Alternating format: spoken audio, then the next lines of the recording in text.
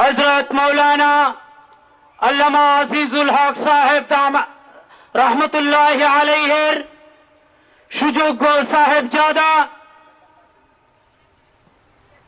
হজরত মৌলানা আল্লামা মামুনুল হক সাহেব দামাত বরকাতুহুম এখন আমাদের সামনে মূল্যবান তাকরীর পেশ করবেন। কিছুক্ষণ আগে আহলে হাদিস সম্পর্কে যিনি আলোচনা করেছেন, আহলে হাদিস সম্পর্কে মাসলা মাসাইলের কিতাব আমাদের স্টেজের পাশেই পাবেন, আপনারা সংগ্রহ করতে পারেন। এখন আমাদের সামনে মূল্যবান তাকরীর পেশ করবেন হযরত মাওলানা আল্লামা মামুনুল হক সাহেব দামাত বরকাতুহুম।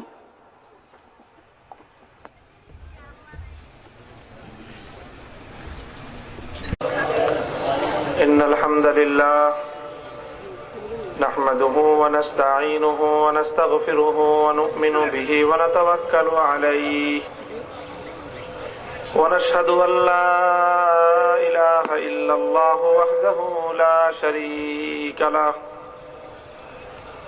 ونشهد أن سيدنا وسندنا وحبيبنا وطبيب قلوبنا ومولانا محمد الذي أرسله الله إلى كافة الناس بشيرا ونذيرا وداعيا إلى الله بإذنه وسراجا منيرا. أما بعد فأعوذ بالله من الشيطان الرجيم. بسم الله الرحمن الرحيم. اليوم أكملت لكم دينكم وأتممت عليكم نعمتي ورضيت لكم الإسلام دينا. وقال رسول الله صلى الله عليه وسلم إن بني إسرائيل كانت تسوسهم الأنبياء كلما هلك نبي خلفه آخر ولا نبي بعدي وسيكون خلفاء فيكثرون. وقال رسول الله صلى الله عليه وسلم كان الأنبياء يبعثون إلى قومهم خاصة وبعثت إلى الناس كافة. بارك الله لنا ولكم في القرآن العظيم ونفعنا وإياكم بالآيات والذكر الحكيم. اللهم صل على محمد وعلى آل محمد كما صليت على إبراهيم وعلى آل إبراهيم إنك حميد مجيد. محترم حضرات صدر জলসা, উপস্থিত হযরত উলামায়ে কেরাম, পরম শ্রদ্ধা ভাজন আমার মুরব্বী সাহেবান, সমবেত ইসলাম প্রিয় দেশ দরদি মুসলমান ভাই ও বন্ধুগণ,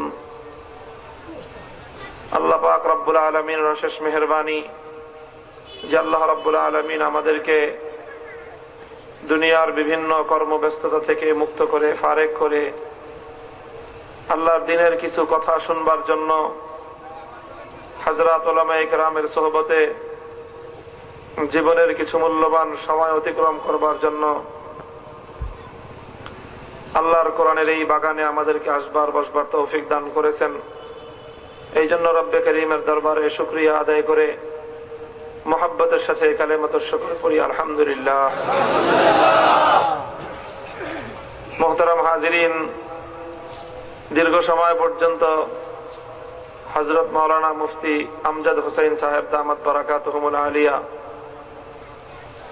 গুরুত্বপূর্ণ একটি বিষয়ে আলোচনা করতেছিলেন। আমাদের এই উপমহাদেশের একজন কিংবদন্তি আলেমে দ্বীন, জামানার সর্বশ্রেষ্ঠ মুহাদ্দিস, ঊনবিংশ শতাব্দীর বিস্ময় বলা হয় যাকে, হুজ্জাতুল্লাহি আলাল আরদ, সমকালীন সময়ে এত প্রখর মেধার মানুষ বিশ্ব ইতিহাসে আর দ্বিতীয়টির নজির খুঁজে পাওয়া যায় না। আল্লামা শাহ সৈয়দ আনওয়ার শাহ কাশ্মীরি রহমতুল্লাহ আলাই। ওলামায়ে কেরাম নাম শুনে থাকবেন। আনোয়ার শাহ কাশ্মীরি রহমতুল্লাহ আলাই তিনি ফিকহে হানাফির একজন বড় জবরদস্ত আলেম ছিলেন। তার হাদিসের দর্শ হতো, তিনি বুখারী শরীফের দর্শ দিতেন। আর সেই দর্শে তিনি বিভিন্ন বিষয় যখন আলোচনা আসতো মাসআলার বিষয় নিয়ে, তো তিনি এত প্রখর মেধার অধিকারী ছিলেন যে তিনি তার চোখের সামনে দিয়ে একবার যেই কিতাবপত্র তিনি পড়তেন, অনেকে বলে 40 বছর পর্যন্ত আর ভুলতেন না, এরকম মেধাবী লোক ছিলেন।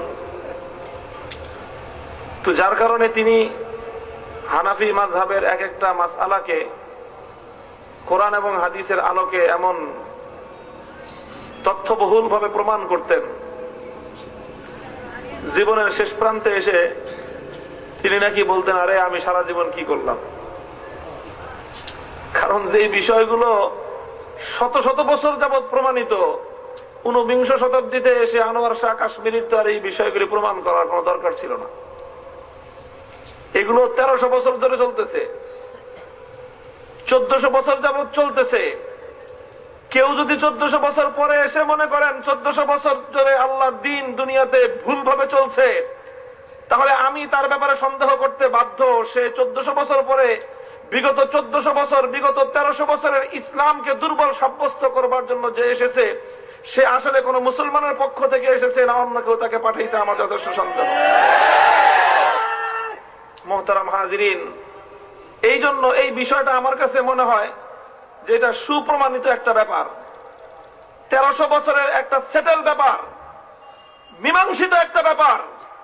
নতুন করে তর্ক এবং নতুন করে বিতর্ক উত্থাপন করে উম্মতের মধ্যে ফিতনা ফাসাদ সৃষ্টি করা ছাড়া ব্যাপারটা আর কিছুই না। আল্লাহ পাক রব্বুল আলামিন বুঝবার তৌফিক দান করেন। এই বিষয়ে আমি কথা বলবো না, দুই একটা কথা আমি আমার বয়ানের শেষে বলবো।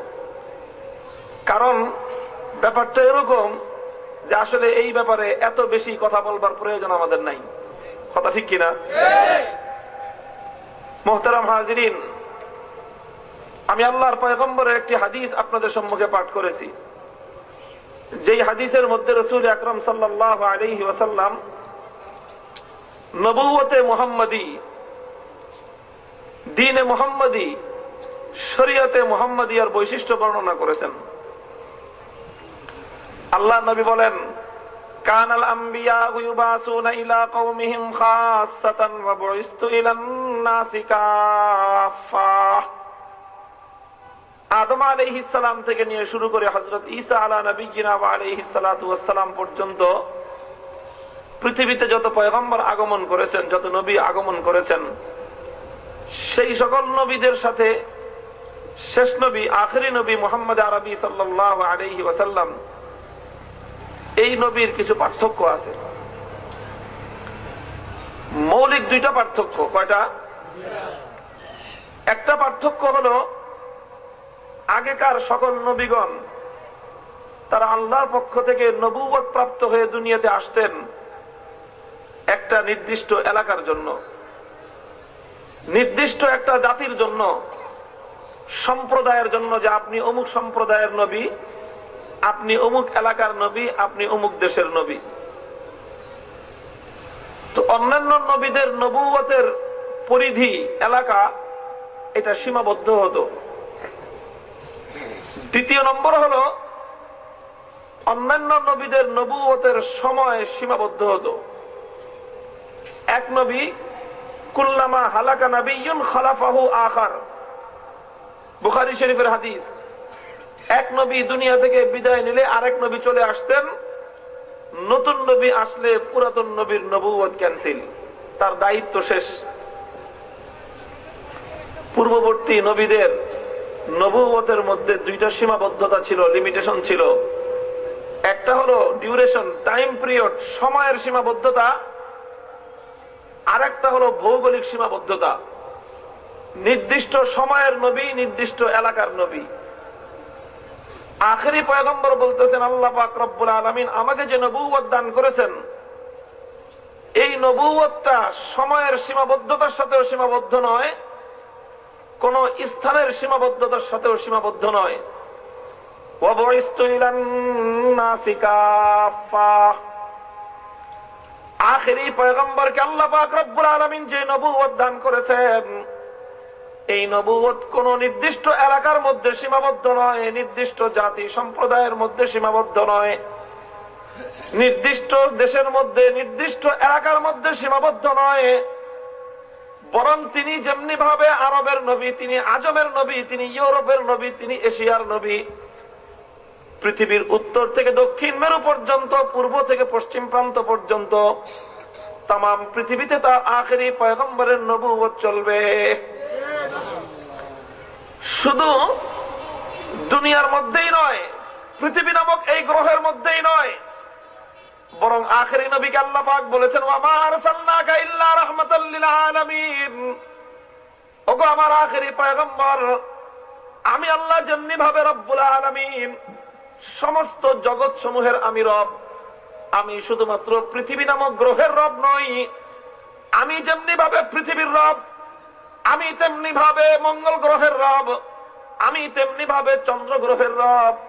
মহাবিশ্বের মধ্যে যত গ্রহ উপগ্রহ আছে, সমস্ত গ্রহ উপগ্রহ, সমস্ত জগৎ সমূহের আমি আল্লাহ যেমনি ভাবে রব, যতদূর পর্যন্ত আমি আল্লাহর রুবুবিয়ত চলবে, ততদূর পর্যন্ত রাহমাতুল লিল আলামিন আপনার নবুয়ত চলবে।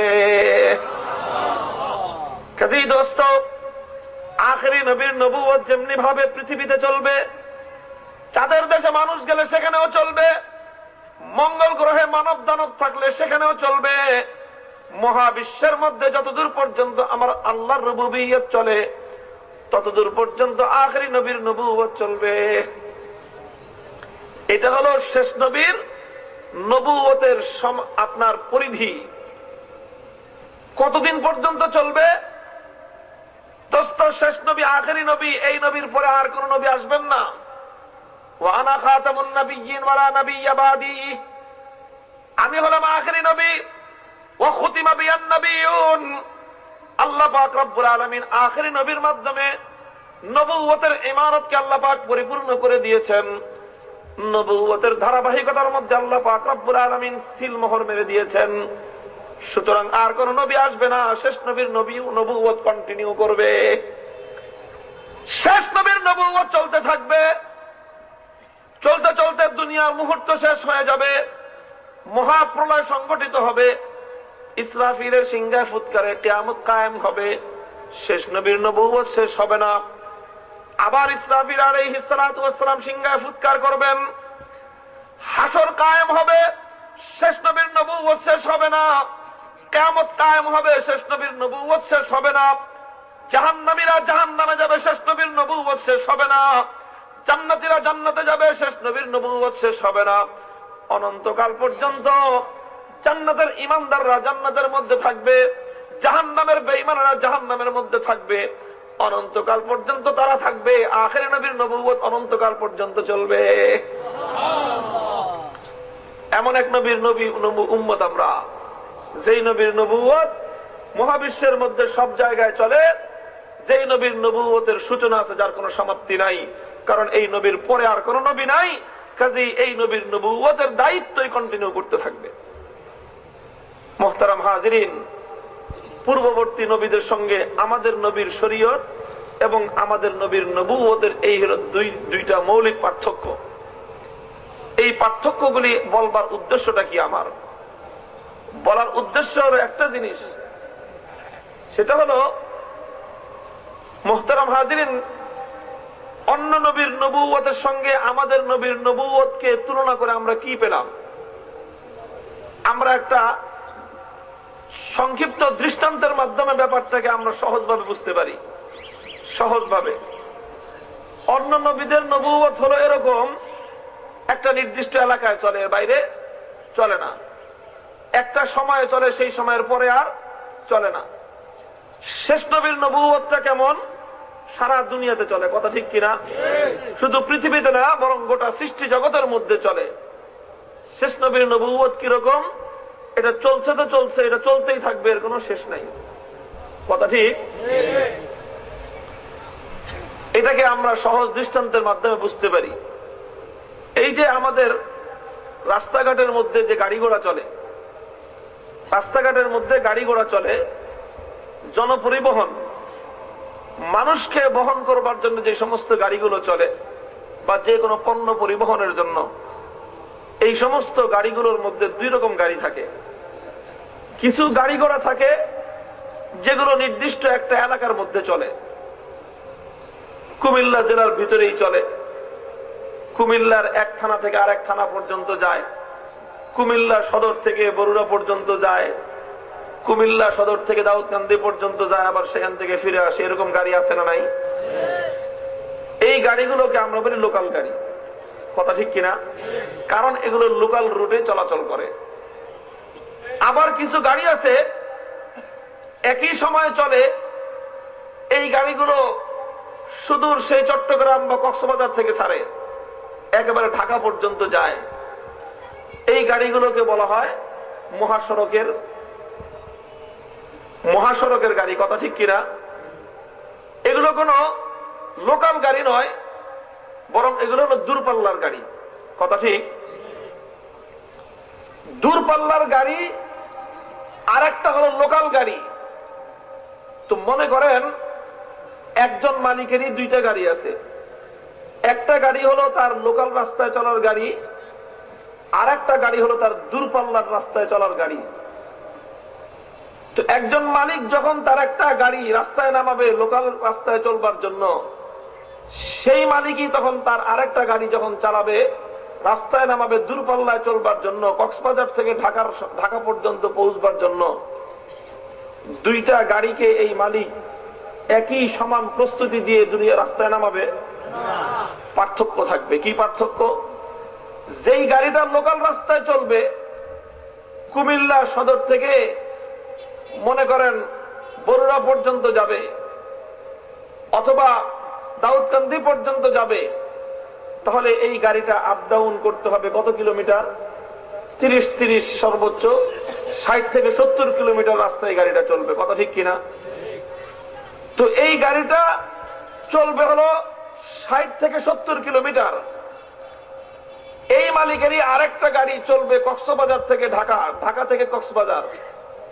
তো ঢাকা টু কক্সবাজার যেই গাড়িটা চলবে, এই গাড়িটা ঢাকা থেকে কক্সবাজার যেতে 600 কিলোমিটার, আবার ফিরতে 600 কিলোমিটার, 1200 কিলোমিটার রাস্তা এই গাড়িটা রান করবে, কথা ঠিক কিনা?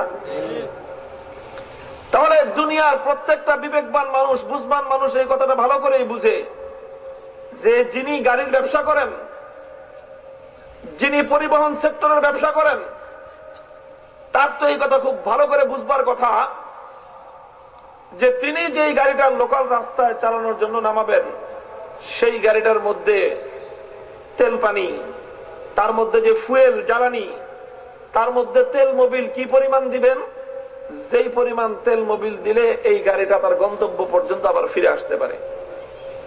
তাহলে লোকাল রাস্তায় যেই গাড়িটা রান করবে 70 কিলোমিটার, এই গাড়ির মধ্যে তিনি কি পরিমাণ তেল দিবেন, হিসাব করবেন যে পার লিটার এই গাড়িটা কত কিলোমিটার চলতে পারে। 8 কিলোমিটার অথবা 10 কিলোমিটার যদি চলে, 60 থেকে 70 কিলোমিটার চলতে গাড়িটার লাগবে হলো ম্যাক্সিমাম 7 থেকে 8 লিটার তেল। তো উনি আরো বেশি করে দিয়ে দিলেও 10 লিটার তেল দিবেন, যে 10 লিটার তেল দিয়ে তুমি এখানে লোকাল রাস্তায় আপ ডাউন করো। তো এই গাড়িটার সঙ্গে তার মালিকের হবে এই আচরণ। লোকাল রাস্তায় যখন গাড়ি চলবে তখন মালিক প্রতিদিন এই গাড়িটার মধ্যে এই পরিমাণ তেল মোবিলই দিবেন।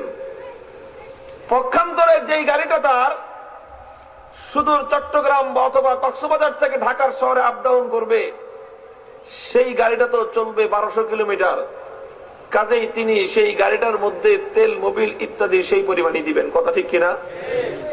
এখানে তিনি 10 লিটার 15 লিটার 40-50 লিটার তেল দিবেন না, বরং তিনি তার তেলের যে ট্যাঙ্কি আছে সেটা ফুল করে 1 থেকে 150 লিটার তেল দিয়ে দিবেন, যাতে এই গাড়িটা রাস্তায় গিয়ে কোনো বিপদের সম্মুখীন না হয়, রাস্তায় গিয়ে যেন বিকল না হয়ে যায়, রাস্তায় চলাচল করবার সময় যেন রাস্তায় গাড়িটা কোনো সমস্যার সম্মুখীন না হয়। কথা ঠিক? মুহতারাম হাজিরিন, তো রাস্তায় গাড়ি চলবে, রাস্তায় গাড়ি চলবার জন্য যেই প্রস্তুতির দরকার গাড়িটার মধ্যে তার মালিক সেই পরিমাণ প্রস্তুতি দেয়। যদি আবার এই লোকটা একটা বিমানের মালিক হয়, তিনি প্রাইভেট যে বিমান কোম্পানি আছে, কোন কোম্পানির মালিক, তার বিমান চলে ঢাকা থেকে চট্টগ্রাম রুটে, ঢাকা থেকে কক্সবাজার বিমান উড়ে। তো একটা বিমান চলবার জন্য বাসের মতো লিটার প্রতি 10 কিলোমিটার চলে না, বরং বিমান উড়বার জন্য আর অনেক বেশি তেলের প্রয়োজন হয়। তাহলে বিমান যদি তিনি আকাশে উড়াতে চান, আর সেই বিমান যদি ডোমেস্টিক রাস্তায় চলে ঢাকা থেকে চট্টগ্রাম, তাহলে সেই বিমানের প্রস্তুতি থাকবে একরকম। আর যদি বিমানটা আন্তর্জাতিক রুটে চলে, ঢাকা থেকে এটা যাবে নিউ ইয়র্ক, ঢাকা থেকে এটা যাবে সিডনি, তাহলে প্রায় 12 ঘন্টা 14 ঘন্টা 18 ঘন্টার সফর দূরত্ব। এত দূর পর্যন্ত একটা বিমান যদি উঠতে হয়, তাহলে কয়েক হাজার লিটার তেলের প্রয়োজন হয় এই বিমানটার মধ্যে। কথা ঠিক কিনা? মুহতারাম হাজিরিন, দুনিয়ার একজন সাধারণ মালিক সে এই 3টা বিষয়ের ব্যাপারগুলোকে সে সঠিক ক্যালকুলেশন করবে। লোকাল রাস্তায় যে আল্লাহ চলবার উপযুক্ত ম্যাটেরিয়ালস দান করবেন, যেই বিমানটা আকাশে উঠবে তিনি সেই বিমানের মধ্যে আকাশে উড়বার মতো উপযুক্ত তেল পানি দিয়ে তারপরেই তিনি বিমানটা আকাশে উড্ডয়ন করবেন। কথা ঠিক কিনা? মুহতারাম হাজিরিন, ঠিক তেমনি ভাবে আল্লাহ পাক রব্বুল আলামিন, এটা আল্লাহর দ্বীন এবং আল্লাহর সমস্ত পয়গম্বরদের একটা অনন্য বৈশিষ্ট্য হলো এই, আল্লাহ পাক রব্বুল আলামিন যেই নবীকে দুনিয়াতে প্রেরণ করেছেন, যেই নবীকে যেই জাতির নিকট প্রেরণ করেছেন, যেই নবীকে যেই দেশে প্রেরণ করেছেন, যেই নবীকে আল্লাহ পাক রব্বুল আলামিন যেই সময়ের জন্য প্রেরণ করেছেন, সেই নবীকে আল্লাহ পাক রব্বুল আলামিন সেই জাতির, সেই যুগের, সেই সময়ের সমস্ত প্রশ্নের সমাধান দিয়ে আল্লাহ পাক দুনিয়াতে প্রেরণ করেছেন। এটা সমস্ত পয়গম্বরদের বৈশিষ্ট্য। আল্লাহ কোন নবীকে এমন ভাবে পাঠান নাই যে তিনি দুনিয়াতে আসবেন, জাতির কাছে প্রশ্নের সম্মুখীন হবেন, নবীর কাছে প্রশ্নের উত্তর নাই। আল্লাহ পাক রব্বুল আলামিন এমন কোন পয়গম্বর দুনিয়াতে পাঠান নাই। আল্লাহ পাক যেই নবীকে যখন যেখানে পাঠিয়েছেন, তখন সেই এলাকার যাবতীয় সমস্ত প্রশ্নের সমাধান দিয়ে, সমস্ত চ্যালেঞ্জের মোকাবেলা করবার মতো সামর্থ্য দিয়ে আল্লাহ পাক রব্বুল আলামিন সেই নবীকে দুনিয়াতে প্রেরণ করেছেন।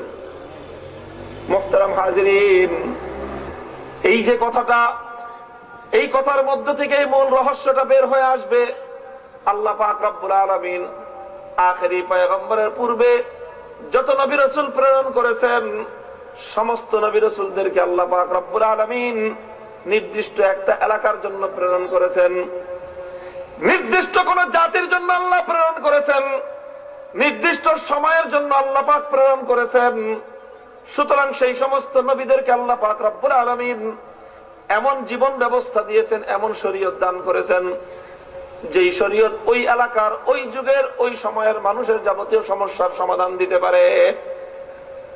আল্লাহ পাক অন্য কোন নবীকে আজকের আধুনিক যুগের জন্য প্রেরণ করেন নাই। আজকের আধুনিক যুগের জন্য আল্লাহ পাক রব্বুল আলামিন কেবলমাত্র আখেরি পয়গম্বর বিশ্বনবী রাহমাতুল লিল আলামিন সাল্লাল্লাহু আলাইহি ওয়াসাল্লামকে আল্লাহ প্রেরণ করেছেন। সুতরাং যেই নবীকে আল্লাহ পাক আধুনিক যুগের জন্য প্রেরণ করেছেন, যেই নবীকে আল্লাহ পাক রব্বুল আলামিন কিয়ামত পর্যন্তের জন্য পরিবর্তিত সমস্ত পরিস্থিতির পয়গম্বর করে আল্লাহ পাক দুনিয়াতে প্রেরণ করেছেন। একমাত্র সেই পয়গম্বরের শরীয়তের মধ্যে আল্লাহ পাক রব্বুল আলামিন কিয়ামত পর্যন্ত পৃথিবীতে যত রকম পরিবেশ পরিস্থিতি তৈরি হতে পারে সব রকম পরিবেশ পরিস্থিতির সমস্ত জিজ্ঞাসার সর্বোত্তম সমাধান দিয়ে আল্লাহ পাক আখেরি পয়গম্বরকে প্রেরণ করেছেন। এই যে হলো আল্লাহর নবীর সেই হাদিসের তাৎপর্য। কিয়ামত পর্যন্ত যত মানুষ দুনিয়াতে আসবে আমি হলাম সকলের পয়গম্বর, আমার দিন হলো সকলের দিন, আমার আনিত কোরআন হলো সমগ্র মানব জাতির মুক্তির সনদ। আমি আল্লাহর পক্ষ থেকে যেই দিন নিয়ে আগমন করেছি আকমালতু লাকুম দীনাকুম, সেই দিনটা হলো কমপ্লিট ওয়ে অফ লাইফ, সেটা হলো পূর্ণাঙ্গ জীবন ব্যবস্থা। এই পৃথিবীতে কিয়ামত পর্যন্ত যত রকম পরিবেশ পরিস্থিতি তৈরি হতে পারে, ও দোস্ত, আজকের আধুনিক যুগ, এই আধুনিকতার যুগ থেকে যদি উত্তর আধুনিক যুগও আসে, খোদার কসম খেয়ে বলতে পারি পরিবেশ পরিস্থিতির যত রকম পরিবর্তনই আসুক না কেন, আল্লাহ পাক রব্বুল আলামিন আখেরি পয়গম্বরকে এমন দিন আর এমন শরীয়ত দিয়ে আল্লাহ পাক প্রেরণ করেছেন, যেই দিন আর যেই শরীয়তের মধ্যে পরিবর্তিত সমস্ত পরিস্থিতির সমাধান রয়েছে। ইসলাম ছাড়া অন্য কোন মতাদর্শের মধ্যে, ইসলাম ছাড়া অন্য কোন ধর্মের মধ্যে আধুনিক যুগের জিজ্ঞাসার জবাব নাই। কেন নাই? কারণ আল্লাহ পাক রব্বুল আলামিন ইসলাম ছাড়া অন্য কোন নবীর আদর্শকে আধুনিক যুগের জন্য আল্লাহ প্রেরণ করেন নাই। ঈসা আলাইহিস সালামকে আল্লাহ প্রেরণ করেছিলেন আজ থেকে 2000 বছর আগের এক পরিবেশের জন্য। মুসা আলাইহিস সালামকে আল্লাহ প্রেরণ করেছিলেন আজ থেকে 4000 বছরের আগের পূর্বের এক পরিবেশের জন্য। মুসা এবং ঈসা আলাইহিস সালামকে আল্লাহ পাক আজকের আধুনিক যুগের জন্য প্রেরণ করেন নাই। সুতরাং তাদের শরীয়তের মধ্যে আজকের আধুনিক জিজ্ঞাসার সমাধান নাই। কিন্তু আখেরি পয়গম্বর আল্লাহ পাক নবী মুহাম্মদকে আজ থেকে শুধু 1500 বছর আগের জন্য পাঠান নাই, কিয়ামত পর্যন্তের জন্য तमाम পৃথিবীর সমগ্র মানব জাতির জন্য আল্লাহ পাক তাকে প্রেরণ করেছেন। সুতরাং এই মানুষ যতদূর পর্যন্ত পৌঁছবে, এই মানুষ যত উৎকর্ষ সাধন করবে, এই মানুষ যদি চন্দ্র পর্যন্ত যায়, শেষ নবীর শরীয়ত চাঁদ পর্যন্ত যাবে। মানুষ যদি মঙ্গল গ্রহ পর্যন্ত যায়, শেষ নবীর শরীয়ত মঙ্গল গ্রহ পর্যন্ত যাবে। মানুষের যত জিজ্ঞাসা, মানুষের যত প্রশ্ন, সমস্ত প্রশ্ন, সমস্ত জিজ্ঞাসা, সমস্ত চ্যালেঞ্জের সর্বোত্তম সমাধান দিয়ে আল্লাহ পাক ইসলামকে দুনিয়াতে প্রেরণ করেছেন। এই জন্য অন্যান্য শরীয়তগুলোর মধ্যে ইসলামের হলো এই মৌলিক তফাৎ। কোরআনে পাকের মধ্যে আল্লাহ পাক রব্বুল আলামিন আরেকখানা আয়াতের মধ্যে এই কথা আরো তাৎপর্যপূর্ণ ভাবে আল্লাহ বর্ণনা করেছেন। ওয়াইদ আখাযাল্লাহু মিসাকান নাবিয়্যিনা লামা আতাইতুকুম মিন কিতাবিন ওয়া হিকমা ওয়াইদ আখাযাল্লাহু মিসাকান নাবিয়্যিন লামা আতাইতুকুম মিন কিতাবিন ওয়া হিকমা সুম্মা জাআকুম রাসূলুম মুসাদ্দিকুল লিমা মাআকুম লাতু'মিনুন্না বিহি ওয়া লাতানসুরুন্নাহ। আল্লাহ পাক রব্বুল আলামিন যখন পূর্ববর্তী পয়গম্বরদেরকে আল্লাহ নবুয়ত দান করলেন, রিসালাত দান করলেন, আদম আলাইহিস সালাম থেকে নিয়ে ঈসা আলাইহিস সালাম পর্যন্ত যত নবী রাসূলকে আল্লাহ পাক নবুয়ত এবং রিসালাত দান করেছেন, সমস্ত নবী আর রাসূলদেরকে আল্লাহ নবুয়ত দান করবার পূর্বে তাদের কাছ থেকে একটা অঙ্গীকার গ্রহণ করেছেন, একটা শপথ আল্লাহ গ্রহণ করেছেন। কি অঙ্গীকার? লামা আতাইতুকুম মিন কিতাবিন ওয়া হিকমা, আমি তোমাদেরকে কিতাব দান করব, ওয়া হিকমাতিন আয় নবুওয়াতিন, এবং তোমাদেরকে আমি নবুওয়াত দান করব। তবে শর্ত হলো এই, সুম্মা জাআকুম রাসূলুম মুসাদ্দিকুল লিমা মাআকুম লাতু'মিনুন্না বিহি। তোমরা দুনিয়াতে তোমরা দায়িত্ব পালন করবার সময়ে যদি আমার পক্ষ থেকে প্রতিশ্রুত সেই আখেরি পয়গম্বর দুনিয়াতে আগমন করেন, লাতু'মিনুন্না বিহি, তাহলে তোমরা আমার শেষ নবীর উপর ঈমান গ্রহণ করবে, ওয়ালা তানসুরুন্নাহু, তোমাদের নবুয়তকে স্টপ করে দিয়ে, তোমাদের আদর্শকে স্থগিত করে দিয়ে শেষ নবীর আদর্শ বাস্তবায়ন করবার জন্য সর্বোচ্চ শক্তি দিয়ে তোমরা তার সাহায্য করবে, তার সহযোগিতা করবে। যদি এই শপথ করতে পারো নবুয়ত লাভ করবে, এই শপথ করতে না পারলে আমি আল্লাহ কোন পয়গম্বরকে নবুয়ত দান করব না। ক্বালা আকরারতুম ওয়া আখাযতুম আলা যালিকুম ইসরি। আল্লাহ পাক রব্বুল আলামিন প্রশ্ন করলেন, তোমরা কি আমার এই শপথনামার উপর স্বাক্ষর করতে প্রস্তুত? তোমরা কি আমার এই অঙ্গীকারনামা গ্রহণ করতে প্রস্তুত? যদি অঙ্গীকার গ্রহণ করতে প্রস্তুত হও তবে তোমরা স্বীকৃতি দান করো। সমস্ত পয়গম্বরগণ আল্লাহর দরবারে স্বীকৃতি দান করলেন যে আল্লাহ, আমরা আপনার এই অঙ্গীকারনামা গ্রহণ করলাম, শপথ দান করলাম।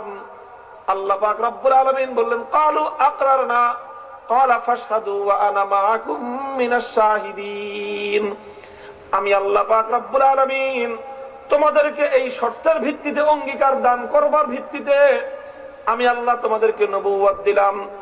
শেষ নবী আসলে তোমাদের নবুয়ত ক্যান্সেল হয়ে যাবে, আর তোমরা আখেরি নবীর নবুয়তকে সহযোগিতা করবে এবং তার দিন দুনিয়াতে কায়েম করবার জন্য তোমরা তাকে সর্বোচ্চ সহযোগিতা করবে।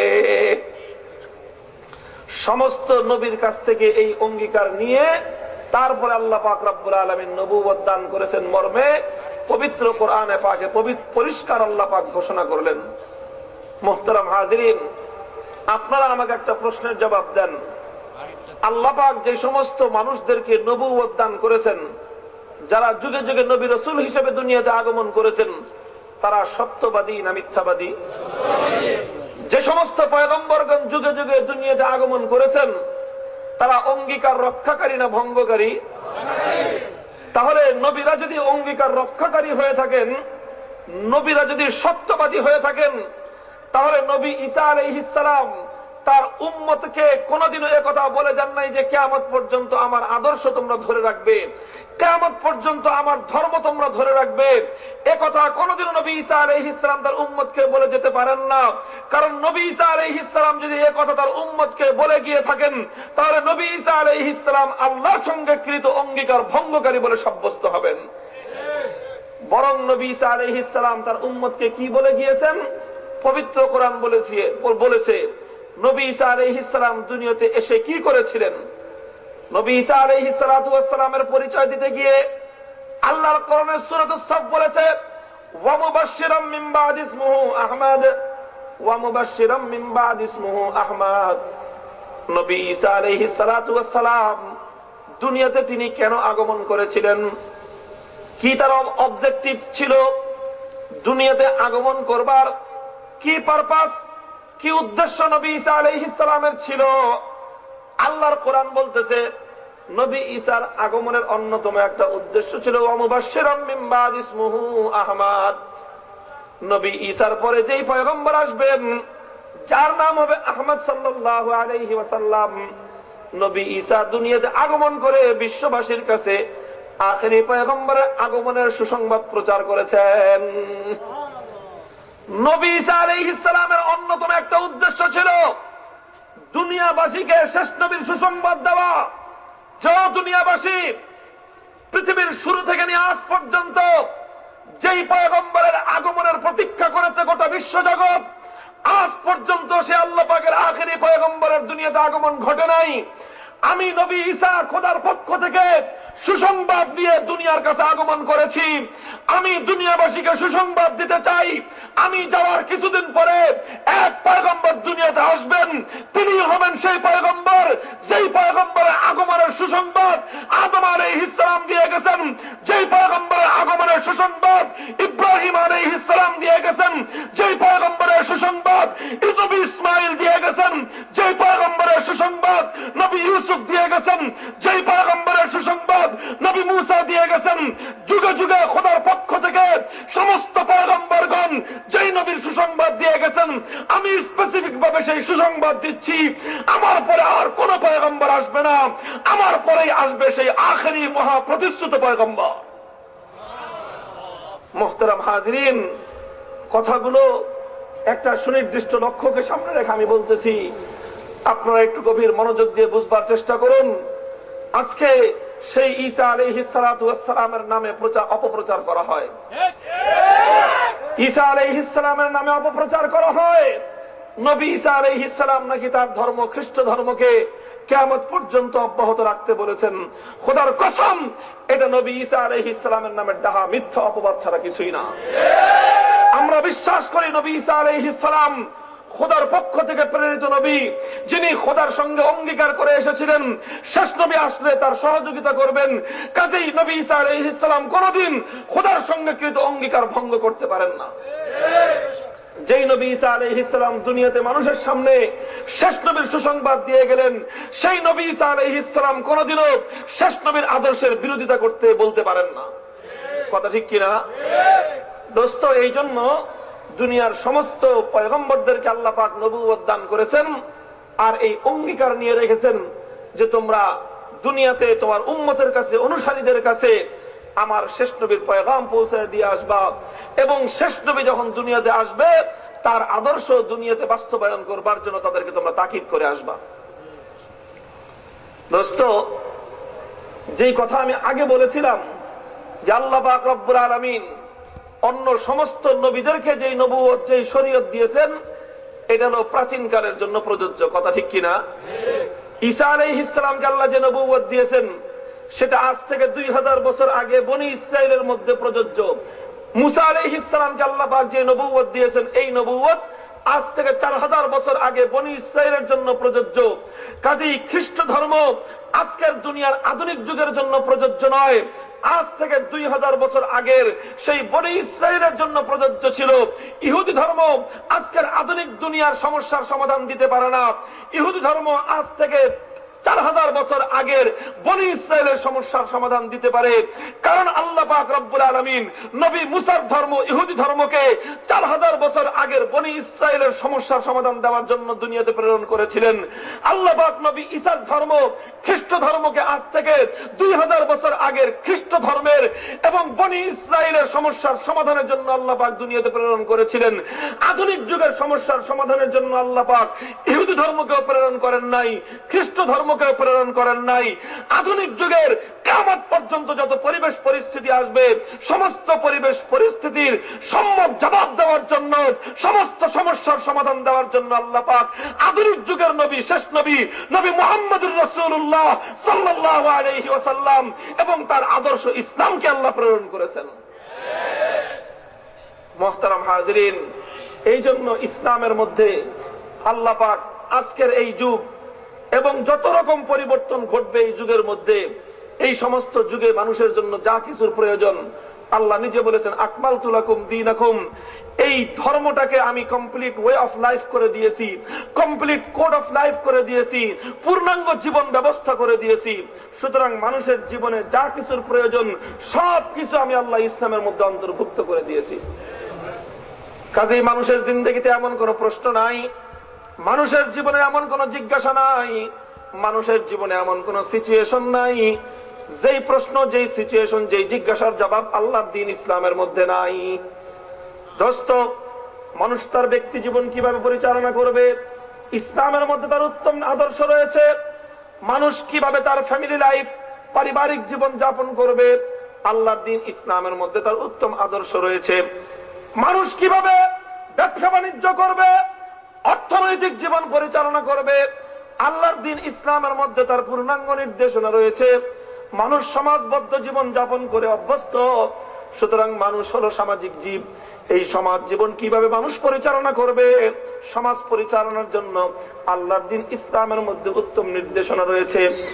আধুনিক যুগে এসে সমাজ রাষ্ট্র ব্যবস্থায় পরিণত হয়েছে, সুতরাং রাষ্ট্র ব্যবস্থা কিভাবে চলবে আল্লাহর দ্বীন ইসলামের মধ্যে তার পূর্ণাঙ্গ দিক নির্দেশনা রয়েছে। একটা রাষ্ট্র ব্যবস্থা চলতে হলে বিচার ব্যবস্থার প্রয়োজন, বিচার ব্যবস্থা কিভাবে চলবে আল্লাহর দ্বীন ইসলামের মধ্যে তার উত্তম নির্দেশনা রয়েছে। ও দোস্ত, আধুনিক জীবনে আন্তর্জাতিক রিলেশন কিভাবে মেনটেন করতে হয়, আন্তর্জাতিক রিলেশন, আন্তর্জাতিক সম্পর্কগুলো কিভাবে চলবে, অন্যান্য জাতিগুলোর সঙ্গে কিভাবে সম্পর্ক মেনটেন হবে, এই সব বিষয় আধুনিক যুগের অপরিহার্য অনুষঙ্গ। আল্লাহ পাক রব্বুল আলামিন যেহেতু ইসলামকে আধুনিক যুগের জন্য প্রেরণ করেছেন, সুতরাং আধুনিক যুগের এই সব প্রশ্নের সমাধান আল্লাহ পাক রব্বুল আলামিন ইসলামের মধ্যে দিয়ে রেখেছেন।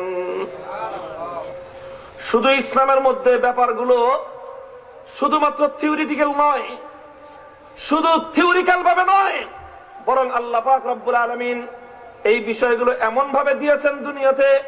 বিশ্বনবী রাহমাতুল্লিল আলামিন সাল্লাল্লাহু আলাইহি ওয়াসাল্লাম এই বিষয়গুলোকে তার জীবনের মধ্যে তিনি বাস্তবায়ন করে দেখিয়ে গেছেন। আল্লাহ নবী ইসলামকে যেমনি ভাবে তার জীবনে বাস্তবায়ন করেছেন ব্যক্তিগত জীবনে, তেমনি ভাবে আল্লাহ নবী সাহাবায়ে কেরামের ব্যক্তি জীবনে ইসলামকে বাস্তবায়ন করেছেন। আল্লাহ নবী ইসলামের আলোকে সুন্দর একটা পরিবার গঠন করেছেন, পারিবারিক আদর্শ তিনি মানুষের সামনে উপস্থাপন করেছেন। আল্লাহ নবী চাকরি করেছেন, চাকরি জীবনে কিভাবে ইসলাম অনুসরণ করবে তার আদর্শ তিনি রেখে গেছেন। আল্লাহ নবী ব্যবসা বাণিজ্য করেছেন, সাহাবায়ে কেরাম ব্যবসা বাণিজ্য করেছেন। সুতরাং ব্যবসা বাণিজ্যের মধ্যে ইসলামের কি আদর্শ তার সুন্দর নমুনা ইসলামের মধ্যে রেখে গেছেন। আল্লাহর পয়গম্বর শেষ পর্যন্ত মদিনা স্টেট কায়েম করেছেন। শুধু মদিনা স্টেট নয়, বরং সোনার মদিনাকে কেন্দ্র করে প্রায় 12.5 লক্ষ বর্গ মাইল, কত লক্ষ? 12.5 লক্ষ বর্গ মাইল আমাদের এই বাংলাদেশটার সমান প্রায় 25টা রাষ্ট্রকে একত্রিত করলে যত বড় বিশাল এরিয়া হবে, আল্লাহর পয়গম্বর এত বড় বিশাল এরিয়ার মধ্যে তিনি দ্বীন কায়েম করেছেন, ইসলাম কায়েম করেছেন, খেলাফত রাষ্ট্র ব্যবস্থা কায়েম করেছেন। এবং রাষ্ট্র ব্যবস্থা কায়েম করে এই বিশাল রাষ্ট্র কিভাবে চলবে আল্লাহর কোরআনের ব্যবস্থা দিয়ে আখেরি পয়গম্বর সেই রাষ্ট্রকে পরিচালনা করে দুনিয়ার মানুষের সামনে রাষ্ট্র ব্যবস্থার উত্তম আদর্শ তিনি রেখে গেছেন। মুহতারাম হাজিরিন, এই রাষ্ট্র ব্যবস্থার অর্থনৈতিক ব্যবস্থা কিভাবে চলবে নবীজি সে আদর্শ রেখেছেন। এই বিশাল রাষ্ট্র ব্যবস্থার ব্যাংকিং ব্যবস্থা কিভাবে চলবে আল্লাহ নবী মদিনাতে বাইতুল মাল কায়েম করেছেন, সেন্ট্রাল ব্যাংক প্রতিষ্ঠা করে সেই সেন্ট্রাল ব্যাংকের মাধ্যমে কিয়ামত পর্যন্ত সমস্ত জাতীয় সেন্ট্রাল ব্যাংকগুলো পরিচালনা করবার মূলনীতি তিনি রেখে গেছেন। আল্লাহ নবী মদিনাতে সমস্ত বড় বড় শহরগুলোতে আদালত কায়েম করেছেন, সে আদালতে বিচারপতি নিয়োগ দিয়েছেন এবং সেই বিচারপতিরা কিভাবে রায় দিবে, বিচার কার্য পরিচালনা করবে আল্লাহর কোরআন এবং নবীর আদর্শকে সামনে রেখে আল্লাহর নবী সেই সমস্ত জাজদেরকে জাজমেন্ট দেওয়ার, বিচার করবার জন্য উত্তম বিচার ব্যবস্থা তিনি রেখে গেছেন। খোদার কসম খেয়ে বলতে পারি, কিয়ামত পর্যন্ত যত রকম পরিবেশ পরিস্থিতি আসবে, আধুনিক যুগের রাষ্ট্র ব্যবস্থা বলেন, আধুনিক যুগের বিচার ব্যবস্থা বলেন, আধুনিক যুগের অর্থ ব্যবস্থা বলেন, এমন কোন দিক নাই যেই দিক সম্পর্কে আখেরি নবীর ইসলামের মধ্যে পূর্ণাঙ্গ দিক নির্দেশনা নাই। মুহতারাম হাজিরিন, ইতিহাস সামনে অগ্রসর হলো। আল্লাহ নবী দুনিয়া থেকে চলে গেলেন, আল্লাহর পয়গম্বর বলে গেলেন আমি দুনিয়া থেকে চলে যাব, ওয়াসায়াকুনু খুলাফা ফায়াকসুরুন, আমার পরে খলিফা হবে, আমার প্রতিনিধিরা হবে, তারা আমার দ্বীন ইসলামের মিশনকে সামনের দিকে অগ্রসর করে নিয়ে যাবে, তারা আমার দ্বীনকে সামনে অগ্রসর করবে। খলিফা আবু বকর সিদ্দিক, ওমর ফারুক রাদিয়াল্লাহু তাআলা আনহুম, তারা আল্লাহর দ্বীন ইসলামকে শুধুমাত্র 12.5 লক্ষ বর্গ মাইল নয়, বরং পৃথিবীর এক প্রান্ত থেকে আরেক প্রান্ত পর্যন্ত ছড়িয়ে দিলেন। অর্ধেকটা পৃথিবীর মধ্যে ইসলাম কায়েম হলো। এই গোটা পৃথিবীর মধ্যে বিভিন্ন প্রদেশে প্রদেশে বিভিন্ন প্রদেশ এলাকাগুলোতে গভর্নর প্রেরণ করলেন, বিভিন্ন এলাকায় ইসলামী আদালত কায়েম করলেন, বিভিন্ন এলাকায় ইসলামী অর্থনৈতিক প্রতিষ্ঠান কায়েম করলেন। আল্লাহর নবীর আদর্শ অনুযায়ী তাম পৃথিবীতে ইসলামী আদালত কায়েম হলো, ইসলামী অর্থনৈতিক প্রতিষ্ঠান কায়েম হলো, বাজারগুলোতে ইসলামী অর্থ ব্যবস্থা কায়েম হলো। এইভাবে সারা দুনিয়াতে আল্লাহর দ্বীন, ঐশী আদর্শ, কোরআনী ব্যবস্থা অনুযায়ী, ইসলাম অনুযায়ী দুনিয়াতে শান্তির রাজ কায়েম হলো। এভাবেই দুনিয়া চলতেছিল। ও দোস্ত, যেই খ্রিস্ট ধর্ম শেষ নবী আগমনের মাধ্যমে ওর মেয়াদ উত্তীর্ণ হয়ে গিয়েছিল, যেই খ্রিস্ট ধর্ম নবী ঈসা আলাইহিস সালাতু ওয়াস সালাম যেই খ্রিস্টানদেরকে বলে গিয়েছিলেন আমার পরে যখন আখেরি পয়গম্বর আসবে তোমরা তখন আর আমার ধর্ম খ্রিস্ট ধর্ম অনুসরণ করবে না, তখন তোমরা আমার পক্ষ থেকে শেষ নবীর হাতে হাত রেখে তার দ্বীন কবুল করে তার আদর্শ দুনিয়াতে বাস্তবায়ন করবার জন্য তোমরা চেষ্টা করবে। এই ছিল নবী ঈসা আলাইহিস সালামের আদেশ, এই ছিল নবী ঈসা আলাইহিস সালাতু ওয়াস সালামের নির্দেশ। কিন্তু দুঃখজনক ব্যাপার হলো এই, মর্মান্তিক ব্যাপার হলো এই, পৃথিবীবাসীর জন্য দুর্ভাগ্যজনক ব্যাপার হলো এই, নবী ঈসা আলাইহিস সালাতু ওয়াস সালামের অযোগ্য উত্তরসূরিরা, মিথ্যাবাদী উত্তরসূরিরা ভণ্ড উত্তরসূরিরা শেষ নবী যখন চলে আসলেন তখন তারা শেষ নবীর পরিচয়কে তারা গোপন করবার চেষ্টা করলো। নবী ঈসা আলাইহিস সালাতু ওয়াস সালামের সেই নির্দেশ মান্য না করে বরং তারা শেষ নবীর ইসলামের সঙ্গে প্রতিযোগিতামূলকভাবে তাদের ধর্ম খ্রিস্ট ধর্ম তারা দুনিয়াতে পরিচালনা করতে আরম্ভ করলো। প্রতিযোগিতামূলকভাবে একদিকে দুনিয়াতে ইসলাম চলতেছে, আরেকদিকে বাতিল এবং মেয়াদোত্তীর্ণ খ্রিস্ট ধর্ম ওটাকেও তারা পরিচালনা করতে লাগলো। এভাবে যখন পরিচালনা করতে লাগলো, ও দোস্ত, ইসলাম যখন দুনিয়াতে মানুষের জীবনের প্রত্যেকটা ক্ষেত্রকে পরিচালনা করছিল, মানুষের জীবনের অর্থ ব্যবস্থা, রাষ্ট্র ব্যবস্থা ইত্যাদি সব দিকগুলোকে, বিচার ব্যবস্থা সমস্ত দিকগুলোকে যখন ইসলাম পরিচালনা করে, তখন ইসলামের সঙ্গে প্রতিদ্বন্দ্বিতা করতে গিয়ে খ্রিস্ট ধর্মের লোকজন তারাও তাদের ধর্ম অনুযায়ী তাদের বিচার ব্যবস্থা, তাদের অর্থ ব্যবস্থা এবং তাদের রাষ্ট্র ব্যবস্থা এগুলো তারা পরিচালনা করতে আরম্ভ করলো। কিন্তু ইসলামের সঙ্গে খ্রিস্ট ধর্মের একটা মৌলিক পার্থক্য আমি আগেই বলেছি। ইসলাম ধর্মকে আল্লাহ পাক আধুনিক যুগের যাবতীয় সমস্ত প্রশ্নের সমাধান দিয়ে আল্লাহ পাক নাজিল করেছেন, কিন্তু খ্রিস্ট ধর্মকে আল্লাহ পাক রব্বুল আলামিন আধুনিক যুগের সমস্ত প্রশ্নের সমাধান দিয়ে আল্লাহ পাক নাজিল করেন নাই। এই জন্য ইসলাম যখন আধুনিক যুগের পৃথিবীকে পরিচালনা করেছে, তো মানুষের পক্ষ থেকে নতুন কোন বিধান রচনা করতে হয় নাই, বরং আল্লাহ পাক যে ইসলাম দিয়েছেন আল্লাহর দেওয়া সেই বিধান দিয়েই ইসলাম ধর্ম দুনিয়াতে পরিচালনা করতে পেরেছে।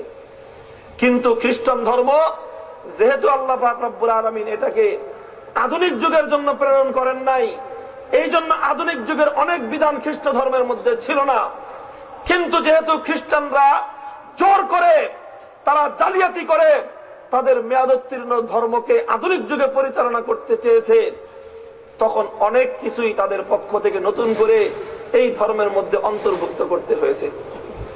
এমন কিছু বিধান তারা অন্তর্ভুক্ত করেছে যেই বিধানগুলো আল্লাহর দেওয়া বিধান ছিল না, সেই বিধানগুলো খ্রিস্টানরা নিজেদের পক্ষ থেকে রচনা করে নিজেরা সেই বিধান তৈরি করে সেগুলো আল্লাহর নামে মানুষের মধ্যে পরিচালনা করেছে। মুহতারাম হাজিরিন, এই জায়গাটার মধ্যে বড় একটা গ্যাপ তৈরি হলো, বিশাল একটা সমস্যা ক্রিয়েট করলো। আল্লাহর বিধান আর মানুষের বিধান, এই দুইটা বিধানের মধ্যে আসমান এবং জমিনের পার্থক্য। আল্লাহর বিধান আর মানুষের বিধানের মধ্যে কি পার্থক্য? আসমান জমিনের পার্থক্য। বলবেন কিরকম পার্থক্য? আল্লাহর বিধানের মধ্যে আল্লাহ পাক রব্বুল আলামিন দুনিয়ার সমস্ত মানুষের স্বার্থ সমানভাবে রক্ষা করেন। দুনিয়ার সমস্ত মানুষের স্বার্থ সমানভাবে রক্ষা হয়। আল্লাহর বিধানের বড় বৈশিষ্ট্য হলো আল্লাহর বিধানগুলো হয় এগুলো সাম্যের বিধান। ওয়ামাল্লাহু বিযাল্লামিল লিল আবিদ, আল্লাহর বিধানের মধ্যে কোনো পার্সিয়ালিটি থাকে না, কোনো পক্ষপাতিত্ব থাকে না। কথা ঠিক কিনা?